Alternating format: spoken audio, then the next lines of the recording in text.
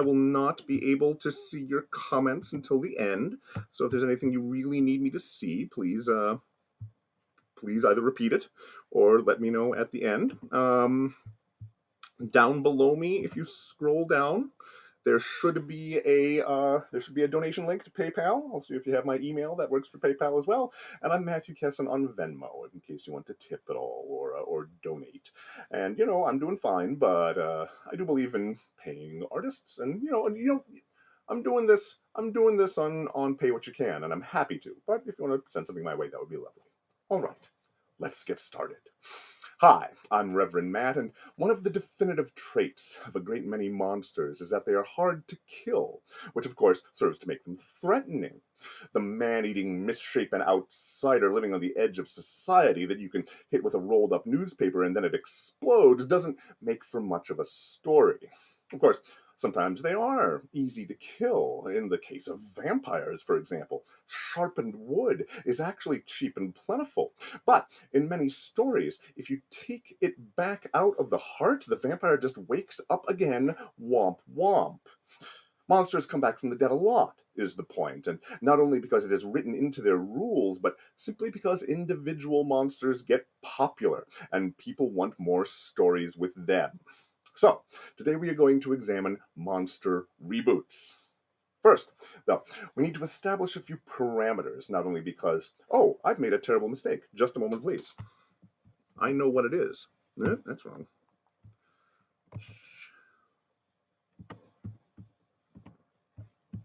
Here it comes. Okay. Mistakes are being fixed. Just a second. All right. That look better? I bet it does. Okay. We need to establish a few parameters, not only because the alternative to that is anarchy, but because otherwise we'll be here all night, talking about monsters, which would be just fine. But no, apparently sleeping at night in a regular schedule are conducive to mental health, blah, blah, blah, fine, whatever. So, today we will be talking about full reboots, monster narratives starting all over rather than sequels. We will also be avoiding rip-offs and knockoffs for the same reason. There are just far too many of these. Also, mostly just to limit our parameters, we will be talking about movies, considering movies of books not to be reboots, but movies of books that are then remade to be reboots. So, monster movies fully rebooted. Are you ready? Then we'll begin. Let's start with the most classic of monster movies, the Universal Monsters. Lesson 1, Frankenstein. Now, the Karloff Frankenstein is actually itself a reboot, according to our system. The first Frankenstein motion picture is a 16-minute 1910 silent film in which the monster seeks only the approval of its creator, but then disappears entirely into thin air when Victor decides to devote his life to love and kindness and lawful good, which doesn't make any sense whatsoever, but there you have it. So, we're just going to go ahead and jump to 1931. This year saw the release of the James Whale and Boris Karloff Frankenstein, the first movie ever made to be referred to in its ad campaign as a horror film. This is, of course, the story of an evil scientist who creates, with the help of its hunchback Igor, a huge, super strong, invulnerable monster who moves stiffly, and not one part of what I've just said is at all true. Victor, from the book, here renamed Henry in this film for a number of good reasons, and that number is 0, is obsessed but sympathetic. His assistant is called Fritz, and his monster swiftly learns to move quickly and smoothly and has no visible superpowers. He's only scary because of he's not scary because of his abilities. He's just scary because he's ugly and will fight you. Nobody wants that. Also, Boris Karloff is 5'11". Here's an early poster for the film, by the way, which does not resemble the movie, but which definitely resembles a movie that I want to see right now. He has lightning eyes and irresistibly tousled hair. This film sets off a franchise of its own, of course, and defined the look and nature of the monster for everyone, really. In spite of the fame and power of the book, this is Frankenstein. And yes, Frankenstein is not the name of the monster, but rather of the scientist, but you all knew what I meant, and therefore communication was achieved. In spite of, or perhaps because of, this definitive power, Frankenstein, the monster, has been endlessly reimagined. Here are just a few examples. In 1957, we got I Was a Teenage Frankenstein, which is a movie that is much better known than its prequel, I Am Currently a Teenage Frankenstein. In this, a mad scientist repairs a teenage boy he finds in a car crash with various human parts, including those from a plane full of athletes that hopefully crashes nearby. The teenager then proceeds to be mopey and self-pitying, which actually makes this one of the movies closest to the book. 1957 is also the year that the famed British company Hammer Studios started their own Frankenstein series, which would end 7 films later in 1974. In these, Frankenstein is evil, and the monster is an agent of destruction and society, their blameless victim. So we've gone pretty far afield of the monster as victim of society that the original book is 100% about. Peter Cushing plays the scientist.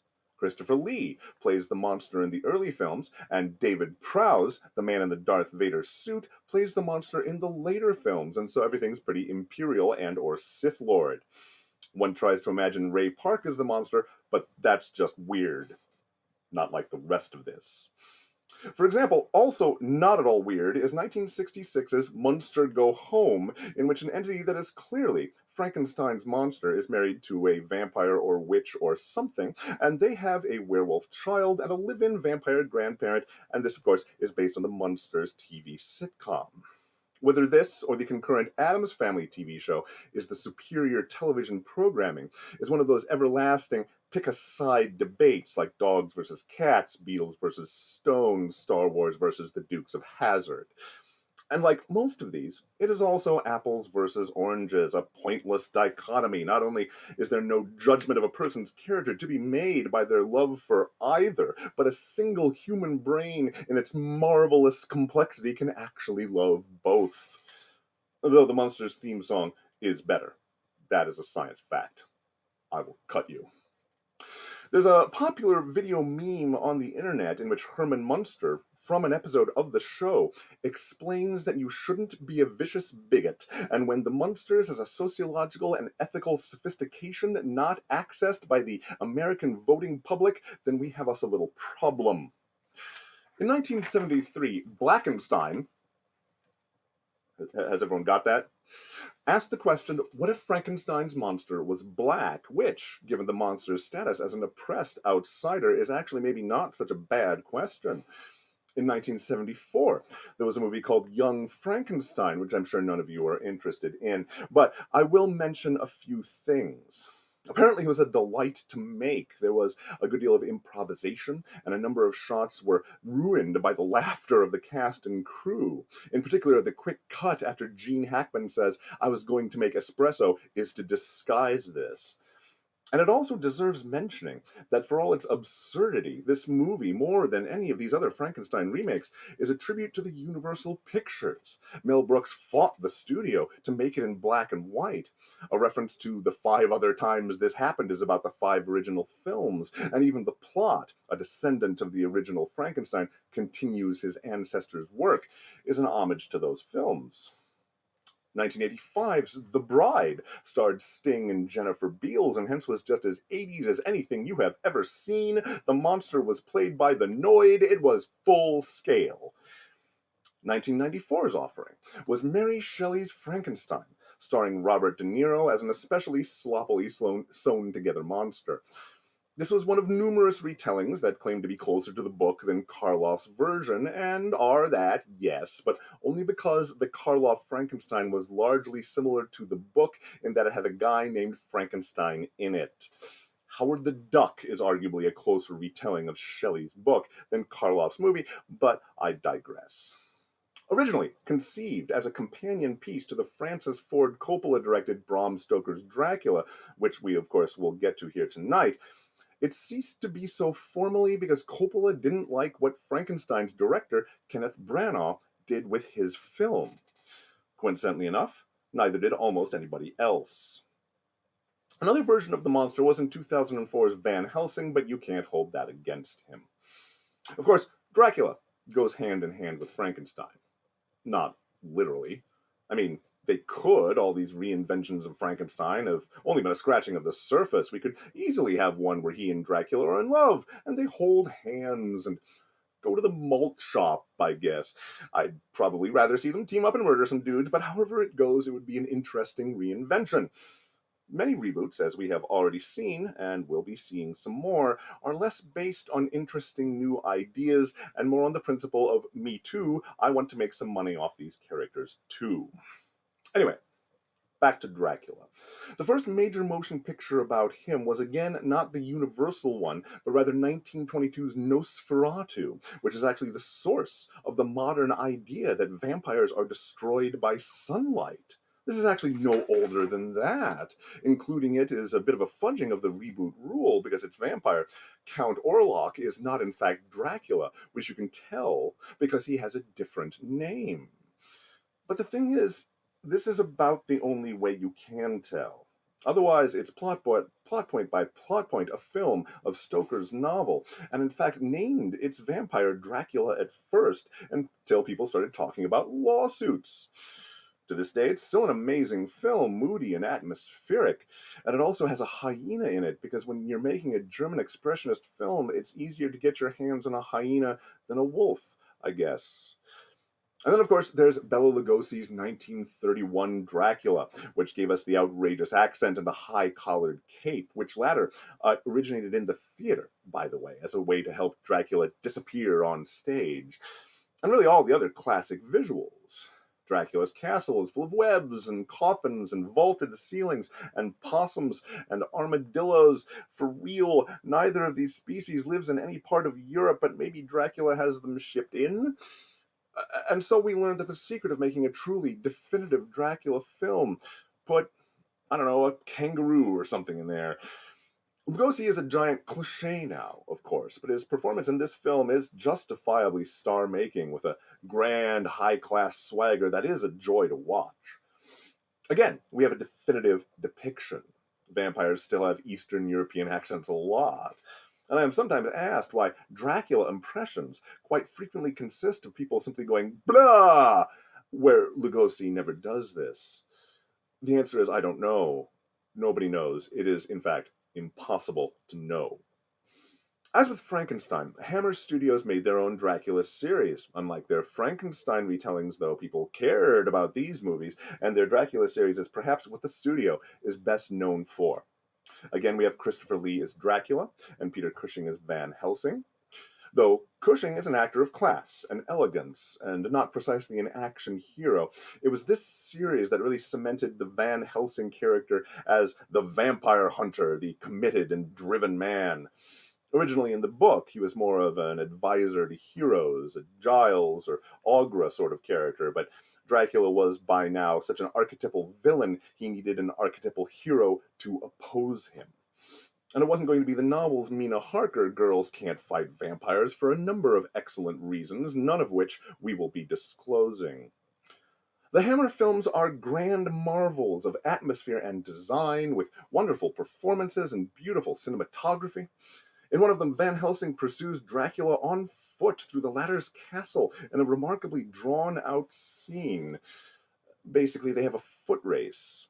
And these days, can you even imagine a vampire movie without a foot race? You bet you can. Blackenstein, which we saw a moment ago, which was about a black Frankenstein, I just wanted to make sure we were clear on that, was itself inspired by Blackula, a film about a black wolfman. Wait, okay. This film actually includes regular Dracula. An African prince approaches the Transylvanian about helping him destroy the slave trade, which is obviously a sign of desperation. You know who might give us a hand? Dracula. He doesn't, and he changes the prince into a vampire, whom he dubs Blackula, because Dracula is ruthless, powerful, suave, and of course a big fan of dad joke pun portmanteaus. Of course, there have been comedy versions. 1979's Love at First Bite had the tagline, "Your favorite pain in the neck is about to bite your funny bone. Okay, sure. Well, hopefully more skillfully than that. It starred George Hamilton, who was in fact primarily famous for his tan, and whether this was supposed to be a meta joke, a feigned tanner playing a character destroyed by sunlight, is unrevealed, or rather, I didn't look it up because I didn't care. 1995's Dracula Dead and Loving It starred Leslie Nielsen, who had sometime previously been a dramatic actor of some note, but tell one joke about Priscilla Presley's beaver. The latter film came during an upswing in vampire popularity. A major role-playing game led to a proliferation of LARPing, or live-action role-playing, which combined some of the best aspects of theater and tabletop role-playing games, albeit with the professionalism of the former, and albeit without the professionalism of the former, and the chance to sit in a chair eating Doritos for 4 hours of the latter. And Francis Ford Coppola's 1992 Bram Stoker's Dracula was a big deal as well. It's a sumptuously designed film, beautiful to look at, though sometimes overmuch so. One scene closes with what appears to be a peacock, previously just off camera, slowly collapsing through the frame. It's also the most overtly sexual of all of the Dracula retellings. He's always been a seducer, corpses of the dead rising from their earthen graves to stalk the night, draining their helpless victims of their very life's blood, leaving behind their lifeless bodies, or, worse still, condemning them to an eternity of hellish, parasitic undeath. This, of course, is all very sexy. But previously with Dracula, it has been more distant, more implicit. Also, Dracula turns into a gorilla at one point. This movie is a bit all over the map, is my point. The year 2000 saw the film Dracula 2000, which is, of course, very inferior to Andre 3000. Script doctor Scott Derrickson has said that Harvey Weinstein called him saying, "I just bought the script called Dracula 2000. Derrickson replied, "Oh yeah, is it good?" Weinstein said, "It stinks." Derrickson asked, "So why did you buy it?" And Weinstein replied, "Because it's called Dracula 2000. Hollywood producers, we're in good hands. Though this does not explain why I have yet been able to sell my script, Mechana Shark vs. Evil Unicorn Electric Battle Masterpiece. Dracula was also a major character in Van Helsing, but again, not his fault. Oddly, the third of the three central Universal monsters never did receive this treatment, really. The Wolfman, Lawrence Talbot, played by Lon Chaney Jr., here seen doing some sort of David Pumpkins thing with his hands, has barely recurred at all. I mean, of course, there have been countless werewolf movies of varying themes, moods, and quality, including Howling 3, The Marsupials, which I'm just going to say a couple more times. Howling 3, The Marsupials, Howling 3, The Marsupials, Howling 3, The Marsupials. But poor, haunted Larry Talbot, he is not in almost any of them. There was a Wolfman reboot which occurred in an extraordinary world in which Benicio del Toro, Anthony Hopkins, Emily Blunt, and Hugo Weaving are boring. Talbot also appears in the direct-to-video Alvin and the Chipmunks Meet the Wolfman, in which he infects Theodore with lycanthropy, and we're just going to keep moving. There was almost a fourth Lawrence Talbot, because the Chipmunks one certainly counts, those are the rules, in Universal's new Dark Universe, an Avengers-style crossover series rebooting all of the original Universal monsters and putting them into a shared continuity, eventually pitting them against Thanos and his Infinity Mitten. I made that last part up. This was commenced with the Tom Cruise version of The Mummy, which of course nobody ever cared about and nobody ever will. And hence the future of the Dark Universe seems dim, shadowy, insufficiently lit. Cruise's Mummy is a reboot of that franchise, but not technically a reboot of the original Universal Mummy, as that film's monster Imhotep does not appear in the recent film. He does appear in the first two Brendan Fraser Mummy movies, though. This is a film series that tries to create the old adventure pulps in the same way that Indiana Jones does.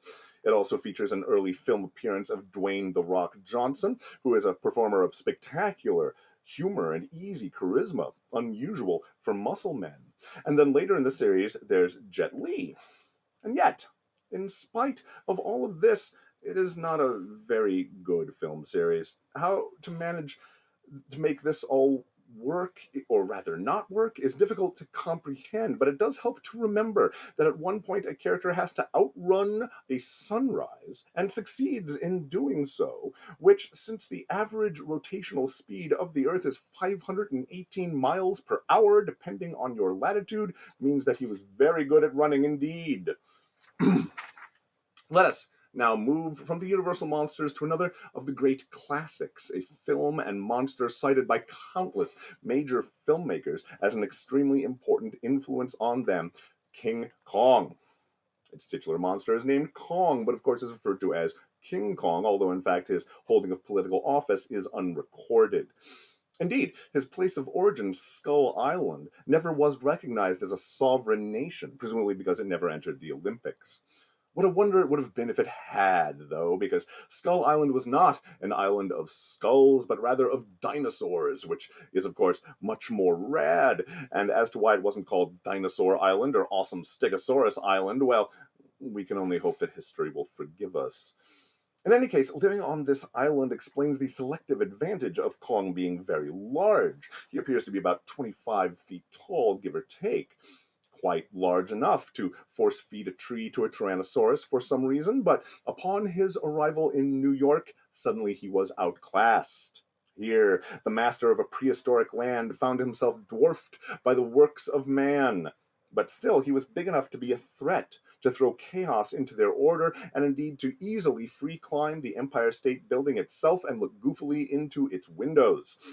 All of this in pursuit and protection of Anne Darrow, a human woman, a creature of a very different species, and a tiny fraction of his size, and a lot of people are attracted to people who are very, very wrong for them.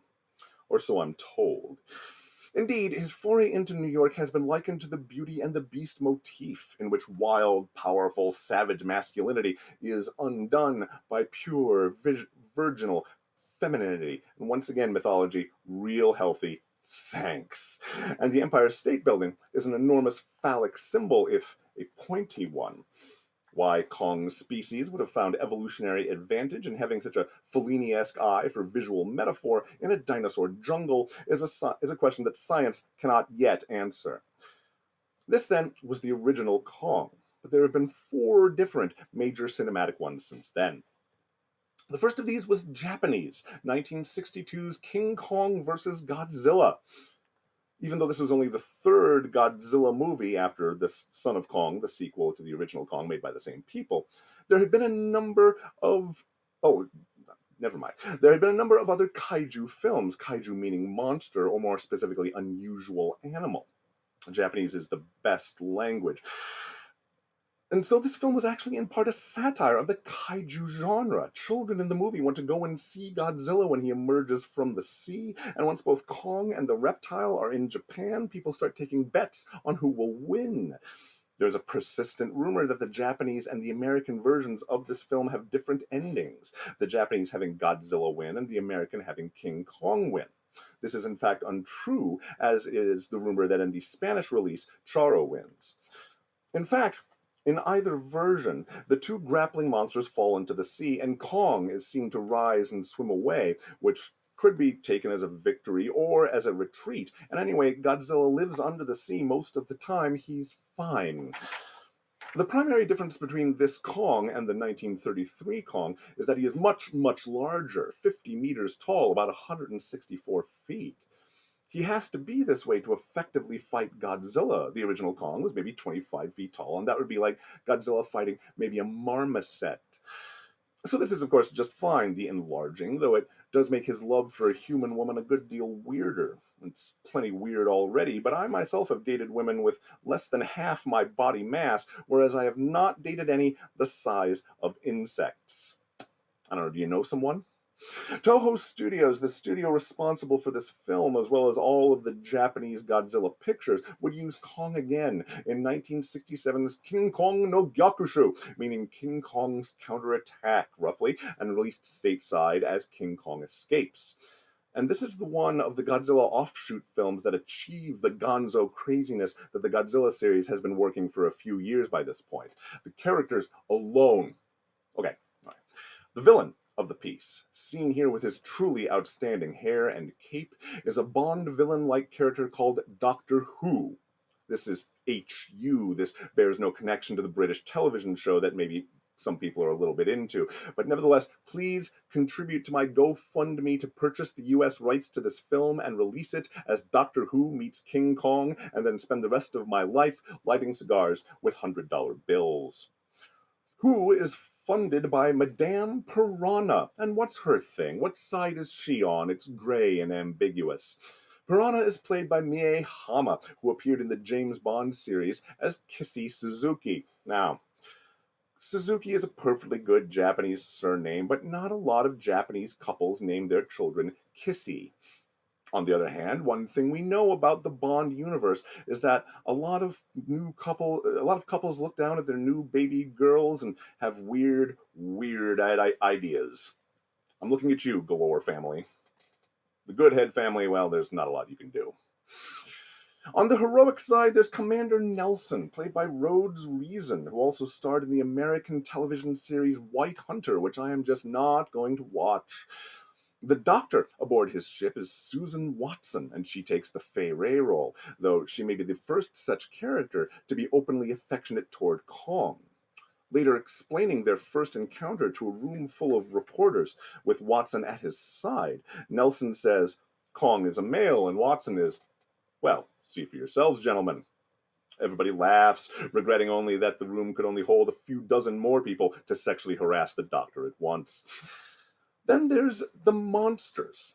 First, there's Mechanicon, which Doctor Who is using to dig for ore at the North Pole. Now, some might say there's no land at the North Pole, and that maybe a giant ape is not the optimal design for a mining device. But do those people have this hair? No, they do not. Who then learns about Kong and vows to replace his machine with the kaiju, because when you're mining, what you really need is an ape.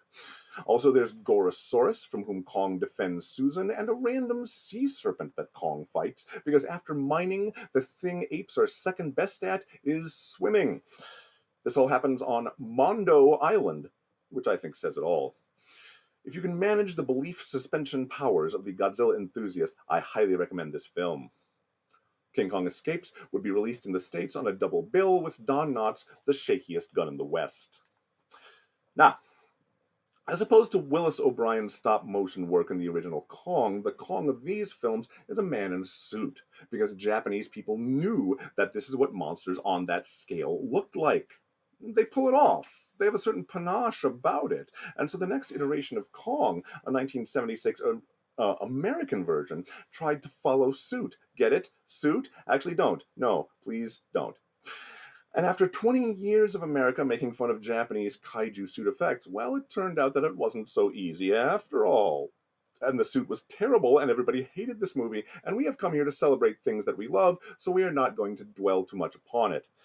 But I will say that I think the poster is an excellent indicator of the wrong-headedness of this movie. The most exciting original motion picture of all time. The hyperbole is fine, that's just advertising. But original? Original? No, actually, someone has made this movie before. That's why you're making it, actually. Apply any adjective you like to this. I don't know, adhesive, bioluminescent, baboon-flavored, literally any adjective but original. Next up was Peter Jackson's King Kong. Jackson was, of course, right off the monumental success of his Lord of the Rings movies, and so he was given free rein, and this was the first movie where we really learned that an unfettered Peter Jackson rather redefines self-indulgence. As we would later see in the Hobbit movies, the whole thing is pointlessly heavy and impossibly long. It came out in 2005, and I'm pretty sure I'm still watching it. Fully 90 minutes of the movie have passed, and 90 minutes of your fragile mortal life also, a span of time longer than the entire original movie before we even get to the friggin' island, and hence to any apes or dinosaurs, and that is insane. Kong is no threat to Anne Darrow, and she is not afraid of him, which is nice in some ways, but this turns this from the legend of Beauty and the Beast into the story of a woman who can't keep a wild animal in Manhattan. At the end, as in the original film, Carl Denham says, "It was beauty killed the beast." And in this film, one can only ask, okay, how so? And so on. Don't even get me started about the Hobbit movies. But do look for my talk, Peter Jackson, I Hate You, coming in spring 2021. Finally, Kong-wise, there's Kong Skull Island, where we again are looking at a much, much bigger Kong for the reason that he's going to have to be fighting Godzilla. And remarkably, it didn't make the mistake that Toho did and still try to have him be attracted to a human woman, even though the female lead in this movie was played by Brie Larson, who could grow to giant monster size, I bet. She can do anything. She is the best. It also doesn't make the terrible mistake that the two American Godzilla movies do that had come out at the time did, which are movies that we will get to in a moment. And that mistake is that they were dang army recruitment films. And giant monsters are symbolic of disaster, catastrophe, the atomic bomb, or history showing again and again how nature points out the folly of men. Shooting them with helicopters doesn't work. That is a key part of the point. But of course, lest we forget, USA, USA. But the military is foolish and ineffective in Kong Skull Island, and so that is the second mistake it doesn't make. And if it sounds like talking about a film primarily in terms of mistakes it doesn't make is damning with faint praise, it kind of is. This is not an amazing movie, but it's an okay one, and it has a colossal ape in it, and that does make it worthwhile. This obviously brings us to Godzilla. There are fully I messed that thing up. There are fully 29 Godzilla movies and 3 Japanese Godzilla movies and 3 American ones, and they exist in a total of 6 continuities or 5 reboots, and it all goes a little something like this. The first period, from 1954 to 1975, is the Showa period, named after the name given to the reign of the Emperor of Japan at the time, which is a thing they do there. It's something of a soft continuity. It starts with the original Gojira, a dark, serious, somber movie. This is a clip from it here about the atomic bomb. And then later there's a one-eyed cyborg space penguin with a buzzsaw in its chest, which is, of course, just fine. Indeed, there's a lot of this sort of gonzo with new monsters and space cockroaches and undersea civilizations introduced in every single movie. This all came to an end, though, with 1975's Terror of Mechagodzilla. And so the Godzilla franchise lay barren for 9 full years. Finally, it was revived in a film made as a direct sequel to the 1954 original, sweeping away the rest. Apparently, someone decided that all of this sort of thing had gotten silly. This film would be released in America as Godzilla 1985. It had been released in the previous year in Japan as simply Gojira rather than Gojira 1984, though that title does suggest some intriguing crossover potential. War is peace, freedom is slavery, ignorance is Godzilla. Thus began the Heisei series. It differed from the Showa in that it had a continuity with characters returning in different films. It was similar to the Showa in that it got weirder and weirder over time until there was a space Godzilla, a baby Godzilla, all kinds of nonsense like that. This ended after 7 films with Godzilla vs. Destoroyah, and again, Godzilla was over. But then, in 1998, something terrible happened. And that something was the Devlin and Emmerich Godzilla movie, one of the army recruitment films mentioned previously. And apart from this thematic and ideological complaint, it was also sewage. The Japanese in particular hated this movie, and they had good reason to. They were people. By the end of the very next year, the Japanese had greenlit, made, and released a whole new Godzilla movie rather than let the American version be the last word on the matter. That movie was Godzilla 2000. Again, previous canon was tossed aside. Again, we had a direct sequel to the 54 movie. In this one, Godzilla fights Orga, a monster made by aliens out of Godzilla DNA, a twisted, inferior copy of the original Godzilla, in a movie made as a reaction to the 1998 American Godzilla film. Puzzle that one out. Use a pencil and paper if you have to. This series, the Millennium series, lasted for 6 films. Generally, they're taken as a single reboot of their own, though there are at least 2 mini reboots inside of it. 4 of these films star the Millennium Godzilla, and some noise was made about the studio that among these, some of them were new continuities, but there's no in-film reason to believe this, so you can ignore that if you like, which you should. I am telling you, you should. But the 3rd and 6th of these went off in obviously different directions. Recently before this, the director Shusuke Kaneko had wrapped up a reboot trilogy of kaiju films for Toho Studios' rival Daiei, in which he had made intelligent, exciting, and remarkably mature films about Gamera, who is really neat and also full of turtle meat. Toho figured they needed a guy who could pull this off on their side, so they signed him up ASAP. What he gave them was Giant Monsters All Out Attack, another reboot of the franchise, in which Godzilla is actually created by the spirits of Japanese soldiers who had died in World War II. A whole bunch of ghosts had made themselves into a giant dinosaur, which forces us to ask why ghosts don't always do that. Come to think of it, why aren't there more ghosts of dinosaurs? Maybe they just manifest as their own weight in World War II soldiers. Anyway, this was a weird, dumb movie.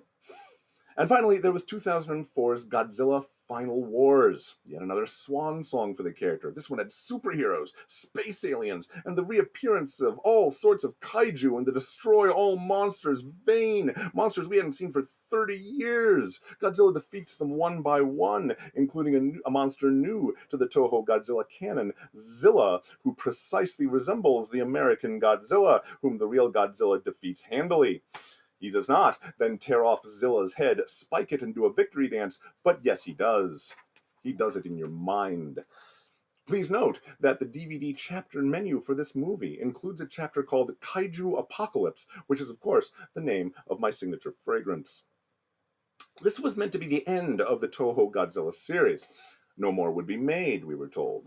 But years later, something changed. Something happened. And that something is that America made another Godzilla movie. Now, this was nowhere near as bad as the 1998 one. No, let's not lose our senses here. But boy, it wasn't good.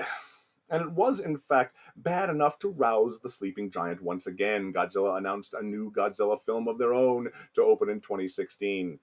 And so once again, as in the beginning, America prompted Japan to make a Godzilla movie. Now, I most certainly do not want to even begin to imply that a crappy science fiction movie is in any way comparable to Hiroshima. There's a perfectly good internet to make such claims. But sometimes, when people are unhappy with America, to widely varying degrees, they make Godzilla movies, and that is okay. This new Japanese film, Shin Gojira, was the first Toho Godzilla film since 1954 to be a full reboot, to not be a sequel to the original 1954 Godzilla. Its Godzilla was still a nuclear allegory, this time referencing the recent Fukushima disaster.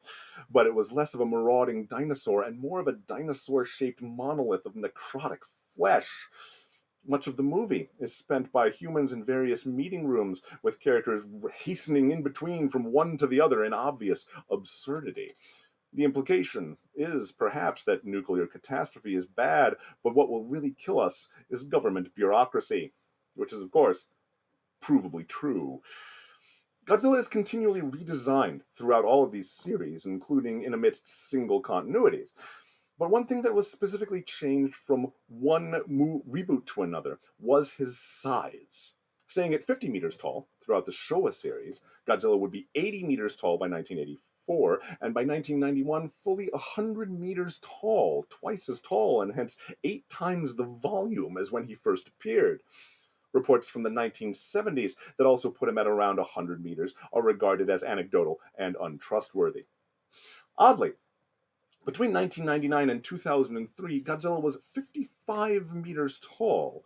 Why this should have been is unknown, though of course Godzilla is not about excess, no, but rather about subtlety, understatement, and restraint. By the most recent appearance of the creature in 2014, he was 106 meters tall, and then for Shin Gojira, 118.5 meters, a remarkably precise set of measurements, and let us spare a thought for the check-in nurses who so bravely took them that we might know them. With Godzilla, so too were friends and relations remade. Rodan generally became more evil-looking. Mechagodzilla became a vehicle, and there is a persistent myth among men that potential sexual partners are very interested in what kind of car they drive. This is often quite untrue, but of course, if you're behind the wheel of a Mechagodzilla, ladies.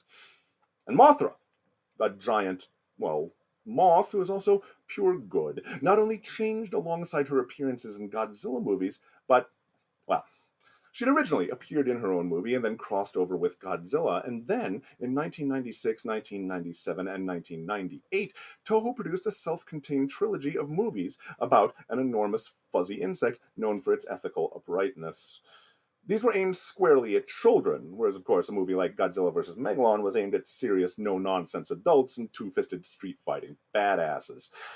But for real, 1990's Mothra trilogy was bright and colorful, broad and simple in its environmental images, and its human protagonists were themselves children, and who were often shuffled aside in favor of screen time for Mothra and the tiny women with whom she is associated.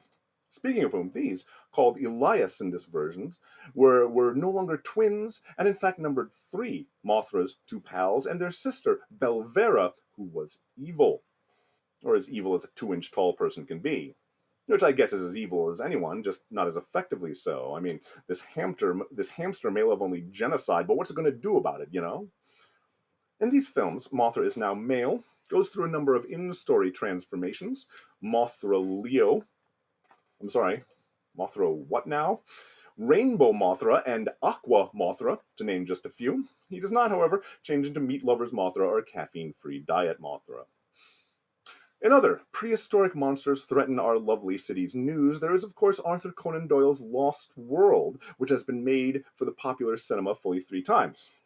The first was a 1925 silent film with early stop-motion effects by Willis O'Brien, who would later create King Kong, a film about dinosaurs discovered in South America, and then a few of them being brought to London, where they, get this, escape and cause chaos. And what you've got to understand is that this had never happened before on screen, that people brought dinosaurs to a major city and nobody knew what would happen next. Can you even imagine? And more than that, it is reported that grown people went into panics and fainted dead away at showings of The Lost World because they simply had no idea what they were looking at, no way to know that these weren't real dinosaurs, however primitive the animation may look to us now. And we may mock them for their naivety. And so let's do that for a moment, shall we? Ha ha ha ha ha. But there's something to be envied, I think, in a world that still possessed such a possibility of wonder. I mean, now a sequence of ones and zeros doesn't look quite enough like young Carrie Fisher, and we all get very angry. How delightful to think that maybe dinosaurs were real. Holy crap.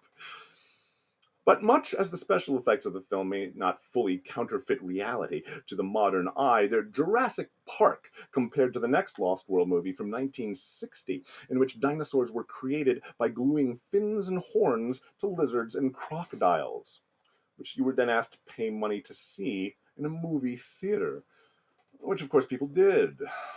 There are a lot of reasons to reboot franchises, but quite a lot of the time the reason does seem to be that you are all idiots. And then, of course, there's 1992's The Lost World, starring John Rhys Davies, and remember that? You don't? That's so weird. Me neither. So we'll move on. 1950s sci-fi has certainly been a popular thing to reboot. 1958's The Blob was remade as 1988's The Blob. The original was about an amoeba from outer space and was hence a faceless, amorphous outsider, very appropriate to 1950s Cold War paranoia. In the 1980s, it becomes a secret government bioweapons project, and as such a demonstration of a change in what we as Americans were afraid of. The first one is superior, though, and there is one reason for that. Burt Bacharach wrote a super happy, upbeat theme song for it, which is completely at odds with the rest of the film and totally amazing. But of course, remakes are not always inferior. The 1978 remake of 1956's Invasion of the Body Snatchers is generally considered to be one of the greatest remakes ever made. It's just generally an excellent script, directed and performed very, very well, and it stays true to the original suffocating paranoia and goes darker still. It also has Jeff Goldblum in it, and that's always good, even if he does keep his shirt buttoned. This is a widely admired movie, though in the interest of fairness, I should let you know that while they were filming it, they came upon a naked man lying in the street. Telling them what they were doing, he informed them that the original was better. So, you can listen to me, or you can listen to a naked man on the streets of San Francisco 40 years ago. I promise you I won't be insulted by your choice. How could I be? Talking of Jeff Goldblum, of course, there's The Fly, made in 1956 and 1986.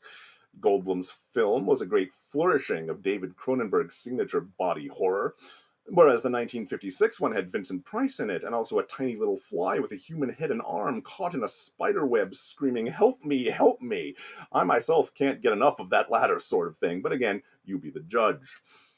Roger Corman actually made a Little Shop of Horrors in 1960, though it is not as well remembered as Frank Oz's 1986 version. Both of them actually manage a feat rarely pulled off, though, which is effective satire of 1950s science fiction horror.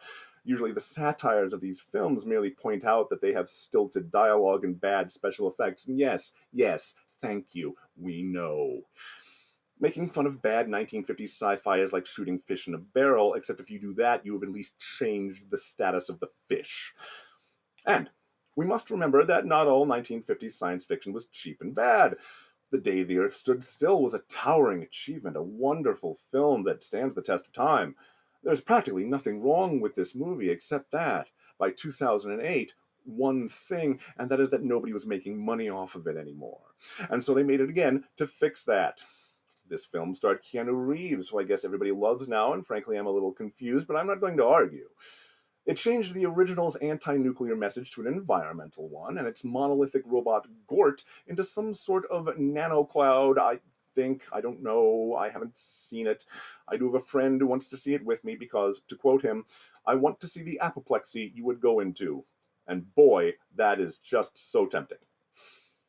John Carpenter's famous The Thing is actually a remake of 1951's The Thing from Another World, though it has very much overshadowed its predecessor. Perhaps, just perhaps, because its monster is just very slightly more compelling than the original.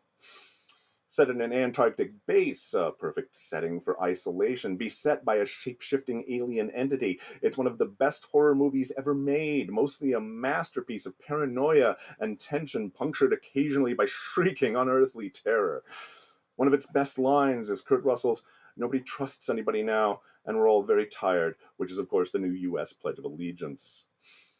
H.G. Wells' War of the Worlds, about an alien invasion that leads to worldwide ruin and disaster, and that is repelled not by human agency but by bacteria, has been filmed twice. Byron Haskin's 1953 film is quite good, with genuinely scary Martians. Steven Spielberg's 2005 film is also watchable, but a bit more of a mess. Both make the same mistake in different ways. The helplessness of humanity is part and parcel to the ending of this movie, but both want to keep it upbeat anyway, and both do so by misusing quotes from the original book's unreliable narrator. In the 1951 movie, we hear about how the bacteria saved us because God, in his wisdom, put them on the earth, leaving us only to wonder what part of God's wisdom consists of getting mowed down by Martians. And in Spielberg, we hear that no one died in vain. And, well, yes, they did. Obviously, they did. That is, in fact, the only way they died. Are you insane? Wells' The Island of Dr. Moreau has been filmed 3 times. The first one, 1933's Island of Lost Souls, features Charles Lawton as a sort of lounging 1966 TV Batman villain, and Bela Lugosi, his face covered in hair, grimly chanting, "Are we not men?" And it was a major influence on the band Devo, and all of this is obviously terrific. A 1977 version with Burt Lancaster will make you believe that an island full of beast people can be boring, and the Marlon Brando version is mostly famous for Marlon Brando being a crazy person. One good way to see the variety of approaches to remakes is in modern horror movies. The 2004 Dawn of the Dead remade the Romero classic with the notable difference that the zombies were now fast zombies, a concept popularized in the then recent 28 Days Later. So now we were afraid of savagery, the rage of the crowd, rather than its slow, inexorable march and its plain idiocy. The extraordinary Japanese film Ringu, among others, was remade for American audiences so as to make the people in it into white people, because who relates to Asian people? Nobody, that's who. It's really kind of appalling, actually. There are those who feel that the remake is more about making a movie without subtitles, and that changing everybody to white folks is a meaningless coincidence. And this is fair, of course. Reading is super hard. In fact, it may be impossible. moving in a more socially responsible direction was the famous Ghostbusters reboot, in which the lead characters were now all women. This, of course, made many men very angry because, of course, the ratio of movies where all the leads are men is only like 30-1. It's like we're going extinct. Though I will say that if your misogyny makes you incapable of enjoying Kate McKinnon as a mad scientist, then you deserve not scorn, but pity. Wait, both.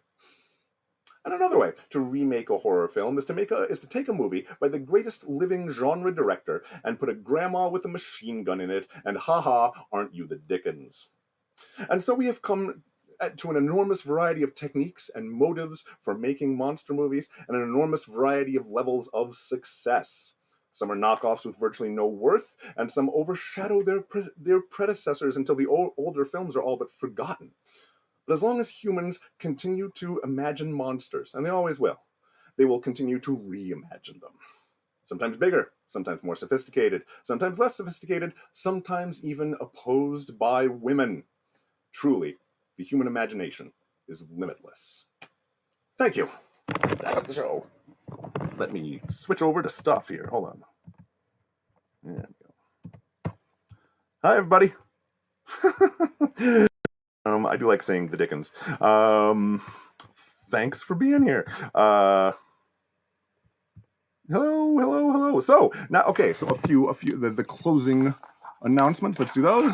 Donate button below me. Matthew Kessler on Venmo. My email on PayPal. If you have it. If you don't, then contact me. Please spread the word. I would love to. I'd love to have more people watch this, and it's word of mouth these days. It is being recorded. The first one got messed up. I was unable to record the first one properly, but all the rest are recorded. Presumably this one is too. They go up on Mondays, so check my YouTube, Matthew Kessen's YouTube, and I'm also announcing them on the Reverend Monster Science website. Check me out on the website and the various social media. I'm on all the social media. Usually do daily stuff on those, so check me out. Next week, I'm doing the 10 best dinosaurs, the 10 objectively best dinosaurs, which is the first hour-long show that I ever produced as a solo producer, and so I'm excited to be revisiting that. And also the day after that, I will be in the 7 Deadly Sins soiree, which is a fundraising thing for the Twin Cities Horror Festival, which will not be happening this year, but it still needs money to keep going, and which has been extraordinarily good to Reverend Matt's Monster Science. So I'll be doing it's various extraordinary local performers who I do not deserve to be among, doing stuff about the 7 Deadly Sins, and I've been given Greed. So that'll be May 1st on Facebook Live at 7:30. So see that a week from Friday. Let's see. Yeah, and that's the stuff. Let's see. Okay, well, there's a question. It's not a question about tonight's show, but a question nevertheless. Emily asks, "How did you pick only 10? It wasn't easy. It was not at all easy. But like 1 through 3 were super easy. I know what my favorite dinosaurs are, but after that, I don't know. It just took a long time. Is the answer to that. So, do you have any questions about what I have been talking about tonight? Or you can ask me anything you like. You can ask me about next week's show. I'm scrolling back. You're talking about stuff. This is very good. I'm not going to scroll up too much further. Okay, what are you doing for Greed, and why is it Smaug and hoarding dragons? I see yours, Wallenfeld, as well. Actually, let me do that. Let me do them in order. What about the Blob becomes yogurt train wreck called The Stuff? Well, see, and that's another tricky thing, is that was another of the rules tonight, was that it's a by name reboot. If we take knockoffs, then that's what percentage of genre of films is all a knockoff of something, and so the stuff doesn't count because it's a knockoff rather than a reboot. And also it's garbage, and let's not talk about it. It's boring. What are you doing for Greed, and why is it Smaug and hoarding dragons? It was almost hoarding dragons. It was my first idea, but it's not. I decided not to do about hoarding dragons because it's a horror festival thing, and dragons are not really a horror monster. They're a fantasy monster. That's great. I like dragons more than I like most horror monsters, but I kind of wanted to be a little more on brand. And so I'm talking about Mammon, the demon lord of wealth and greed, and so that's fun.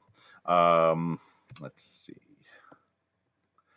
Okay, hypothetical. Oh, wait. What franchise / property / character has had the best overall longevity? Well, it depends. I mean, as far as time is concerned, Frankenstein, because they started doing theater of Frankenstein shortly after it was published in 1918, and there was a bunch of theatrical productions, and then a 1910 movie, and so on and so forth, and people are still doing it. It's really one of the first outright fictional monsters that everybody's heard of. Previous to that, we're dealing with mythological creatures or legendary creatures like werewolves and that sort of thing, and Frankenstein is wholly fictional, and so that if you say werewolf, then it has a longevity of 1,000 years, but that's not what we're talking about. We're talking about something that can be individually rebooted, whereas a new werewolf story is not a reboot. And so Frankenstein, as far as time, I think in every respect, there may be more Dracula movies. So as far as actual content put together end to end, there might be more Dracula, but as far as actual time, it's Frankenstein, I would say. Your next question. Okay, hypothetical. You're given total creative control and unlimited funding. What monster film do you reboot? Oh, I don't know. What happens is the first thing that I think of are my favorite monster movies. Like The Beast from 20,000 Fathoms is a terribly big favorite of mine that has never been rebooted, but also doesn't, it's a product of its time, and you have to kind of give it that sort of suspension of disbelief, but otherwise there's nothing wrong with it. I don't want to it's probably my favorite kaiju movie, and I don't want to reboot it because it's good. So that's the trick, is something that I love, but that I think would be worth starting again. And I don't know. I'm gonna have to think about that. Like I said, the first thing comes to mind. I'd like. Here's my answer. At least my off the cuff answer. I'd like a good, solid Creature from the Black Lagoon. Just a reboot again, not a knockoff. And of course, I already have The Shape of Water, so what am I complaining about? But a by name Creature from the Black Lagoon would be delightful, and have Del Toro do it, because that's the right thing to do. So yeah, let's see. I'm surprised you didn't mention Rocky Horror. Is that more of a loose adaptation of Frankenstein rather than a reboot? Well, is the character? It's a knockoff. Is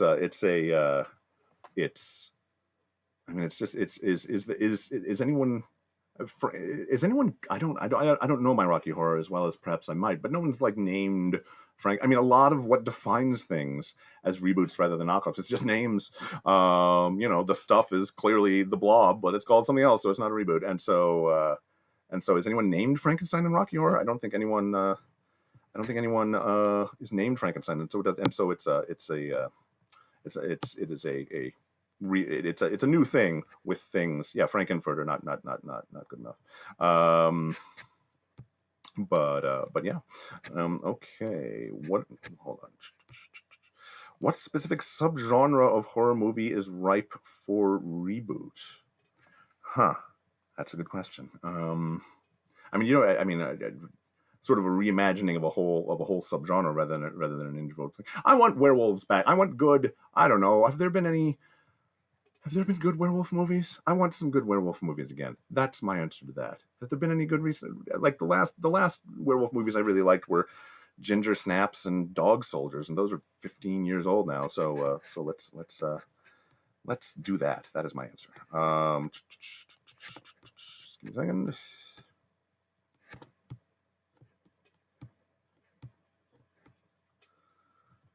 Okay, hold on. Invisible Man is good. I do like Invisible Man. I'd love to see that. What are your opinion on slasher films / reboots such as Freddy and Jason? I'm not really a slasher film guy. Freddy and Jason both have both ceased to be human in any, or are both monsters in their way. But these days, like what you like. I'm not just. I personally, what do they call it? The torture porn is not my jam. That's fine. But it's so big that it's sort of that its gravity pulls things towards it, and the slasher films as well, and they've taken on a lot of the torture porn aesthetics, if not the full like plot point type of things. And so since that's not an aesthetic that I'm not all that crazy about, it makes me even less interested in it. Freddy versus Jason is a remarkable, and again 15 years ago, but is a remarkably good movie, though. I'll tell you that. That's what I have to say about that. Do you believe there is an alternate universe where Guillermo del Toro still has creative control over The Hobbit? Wouldn't that be good? Because you understand. Because the thing is, for all of his darkness and all of that, Guillermo del Toro understands kids, and it's the kids. Out of all of the Lord of the Rings, it's the kids' story. So yes, I have to believe that there is an alternate universe. I have to. It keeps me going. What are the figures on the shelf behind your right shoulder? Those would be some Guillermo del Toro figures. There's you can barely see them, but over here is Ophelia and Santi. Ophelia from Pan's Labyrinth and Santi from Shape of Water. Here's del Toro himself. There's the amphibian man from Shape of Water, and over here is the faun from Pan's Labyrinth. They're great. They're fun. There's some interesting things to say about the Shape of Water. I like the queerness and other modernized identities, especially since romance with the other. Certainly true. Ginger snaps. Yes, yes. Two others since the lead is deaf. Body Snatchers. Body Snatchers does seem relevant. Yes, we could do that again. Oh, I could see that being done real interestingly. Yeah, that would be a good reboot. What is the best Ray Harryhausen monster? It's like asking what is the best of my children, except none of them is the tallest, so I can't answer. I don't know. There's no best Ray Harryhausen monster. That's not a fair question. I have a very great fondness for the Rhedosaurus, the beast from the 20,000 Fathoms. His first, but he comes out swinging, just a bunch of character and a bunch of design, and I think it's just gorgeous. So that's my favorite. It's not the best because there is no best. Let's see. Well, Ginger Snaps. Yeah, Harry Potter did werewolves better than folks who actually tried to work with werewolves. Yes, I'll buy that. Underworld was decent. It had 50-50 vampire and werewolf. What We Do in the Shadows was a fantastic combo. That's very good. I have a personal little weird petty beef with the Underworld werewolves, which is it weirds me out when werewolves don't have any hair, man. Put hair on the. What are you doing? You're making a creature that looks less like a wolf than a human already does, man. Put hair on them. I don't like it. But that's my thing. Actually, might have meant the biped. Have you seen the fan cut of The Hobbit that separates the lore Lord of the Rings background from the Hobbit adventure and slims down the battle bits? It fixes a lot of the pacing bits and gets to focus on the story. Sounds good to me. Yeah, I might check that out. I have a lot of problems with the Hobbit movies. I mean, I'm gesturing to my DVDs, which you can't see, and my Blu-rays and such. I'm very old. I own a million movies in which every problem is solved by striking someone in the face. But at the same time, The Hobbit is a story in which most problems are solved by cleverness or talking. And I like that. And the Hobbit movies, you can't roll a barrel down a river without 75 stabbings, and it just makes me crazy. Let's see. I mean, the fighting skeletons is a great scene, but not technically the best monsters. I mean, it's one of the best scenes in the world. It's Shakespeare's birthday, says Duck. Do you have a favorite Shakespearean creature? Yeah. What's his? I'm blanking on his name right now, but the Tempest. Help me out here. What's the creature's name in the Tempest? Because there's a certain sympathy to him. He's not really written sympathetically, but he's played sympathetically. Caliban. Thank you. I mean, Shakespeare. I mean, he has Midsummer Night's Dream, which is all fairies and stuff, and that all counts. And I mean, the witches don't. There's ghosts and stuff all over the place, and they're all fine. I played the ghost of Hamlet's father one time, very proud of it. But yes, Prospero, thank you. But Caliban, I like Caliban because he's kind of original and kind of sympathetic, although kind of not, which is how it went in those days. They didn't really write monsters sympathetically in those days. What of the Godzilla kaiju movies would you recommend to someone who's never seen any of them? You have to kind of do your thing. You have to meet Godzilla movies where they live. You have to have a certain sort of suspension of disbelief and love for the Gonzo to do that and to watch them. So if you think you have that, then Ghidorah, the three-headed monster, and Monster Zero would be my first two choices. Also Godzilla X Megaguirus. The X, we won't get into that. If you don't think you have that, if you don't think you're ready to just roll with the weirdness, I recommend the 1954 original Godzilla to anyone. It is a wonderful film, dark and weird. I mean, the special effects are not as good as modern special effects, but it's dark and weird and thoughtful and very, very good. So yes, Godzilla 1954. Watch that, and if you feel like crazy, then Ghidorah is usually your best bet. But I like quite a lot of them.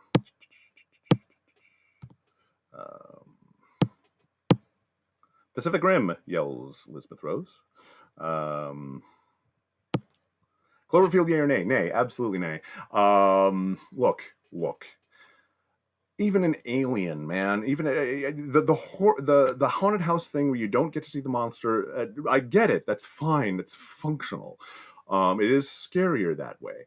But you design a monster and then you let people look at it. At some point, even an Alien, you eventually get a good look at the monster, and you get fuck all. I'm sorry, I try not to swear in these things, but the complete non-presence of the Cloverfield monster makes me a crazy person. So yeah, I mean, it's well made otherwise, but you make a giant monster for spectacle. Kaiju movies are about spectacle, and turning it into a horror movie instead, it just makes me, it's I don't know, it's bait and switch as far as I'm concerned. So that's where I'm at.